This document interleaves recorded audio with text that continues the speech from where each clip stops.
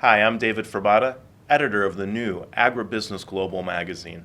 We've rebranded this month from FCI. I'm here with group publisher Eric Davis. Talk a little bit more about the rebrand and what it means for us and how we're covering the industry. Thanks, Dave. After 30 years as Farm Chemicals International and then FCI, we have rebranded to AgriBusiness Global. What's driving that? A lot of market fluctuation and changes that we're seeing over the last 5 years. This market change really is being driven by the distribution side of the business. We're seeing a lot more demand at the grower level and through the distribution chain for biological products and biopesticide products, along with the traditional agrochemical solutions out there.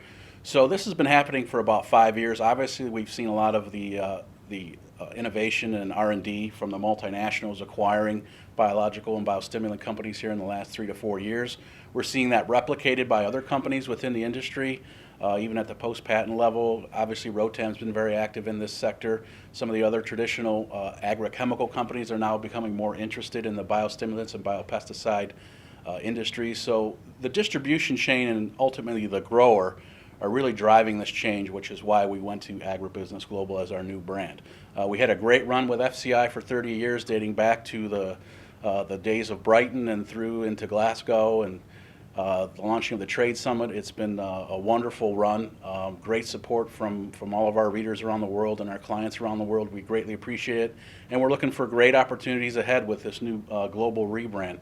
So we're going to engage new companies, new attendees at our events, new readers, and we're really excited about this. This is where the industry's headed, and we're confident that we'll be leading the way here with the new brand in AgriBusiness Global. Yeah, and it's really a formalization of what we've always done, which is integrate those other segments as part of a complete crop input value chain, which Right.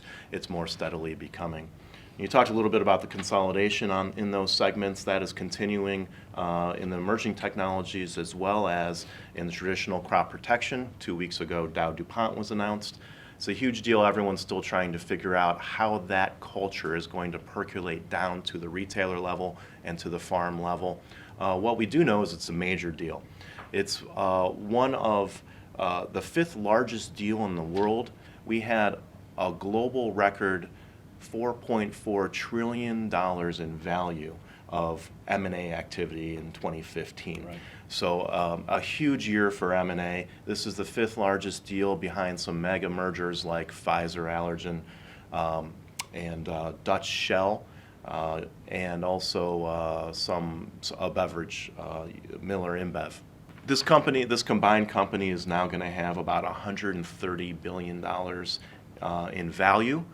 About $130 billion in value, $83 billion in global revenues, 18 billion of that on the agriculture side. Wow. So we did see some releases out there. They intend to parse out the agriculture division. That's going to be led by DuPont and the management team that still will be in place there. This makes DuPont. It gives Dow DuPont 14% global market share of traditional ag chem chemistries and seed. That is behind Syngenta still at somewhere around 17%, behind Bayer at about 16%. It's going to make it the 3rd largest global company. It'll be interesting to see how this plays out, Dave. I mean, we went through this late 90s into 2000 with the formation of what we kind of call the Big Six. Now we're going to be down to looks like a Big Four. And what's this, the main question that has me thinking about this, what's this going to mean for supply around the world and distribution? How are seeds and crop protection going to be packaged together with this new company? And I think it's going to be a little bit of a shift for the entire agricultural distribution chain to kind of work through this. What's this going to mean for the post-patent market? Are there going to be more opportunities because of this type of consolidation going forward? So a lot of questions out there. I believe it's supposed to be rolled out over a 3-year span, which is a long time. So a lot of questions. I think a lot of them are going to remain unanswered. And it'll be interesting to see how this plays out. And we do have some time. It's going to be about 2 years for them to get regulatory approval in the various markets. Keep in mind this is a global company, so China's going to have to weigh in, Brazil's going to have to weigh in. So every regulatory agency is going to have their say. And additionally, they're going to have some integration issues that are going to take a couple additional years. So how will that culture kind of play out in 2016? I think it's anyone's guess at this point. We do have some analysis in our January issue. We're working on our outlook for 2016. We're talking to economists for that issue most appropriately. Ag economies are struggling right now. It's going to be a challenging year.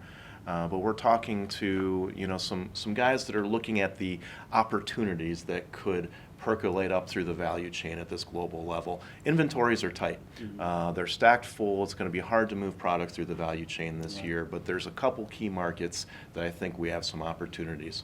Yeah, it's unfortunate, again, looking to 2016, still seems to be kind of a perfect storm of issues going on out there. We have commodity prices going down rapidly.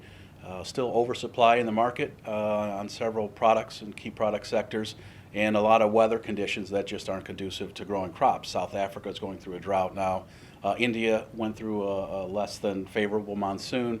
That's got that entire country kind of holding off on different technologies and innovations. Still here in the States, our West Coast is still reeling from the drought.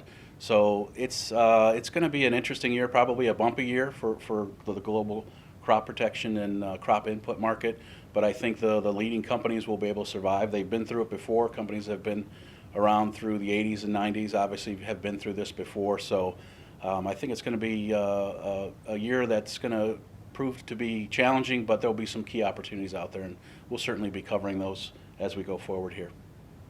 Look for AgriBusiness Global e-news in your inbox. Look for the new AgriBusiness Global magazine on your desktop here in the first week of January, and you can look for this segment every week. Thanks for watching the AgriBusiness Global update. On behalf of Eric Davis and myself and the rest of the AgriBusiness Global team, Happy New Year.